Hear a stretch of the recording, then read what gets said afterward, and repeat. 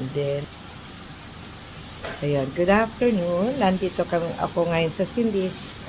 Nagutom, kaya kumain ng sandali. Rice chicken ang kinain ko. Now, I've met a friend from the RTC, Prosecution. Fiscal's Office. Yes. Oo. Name niya is Juvie Blanza. Vita Blanca. Oh, Vita Blanza. Ito siya. Ay, ano masasabi mo? Sige, hi ka. Hi, I am with Dr. Rosalinda Dural. I met her just now.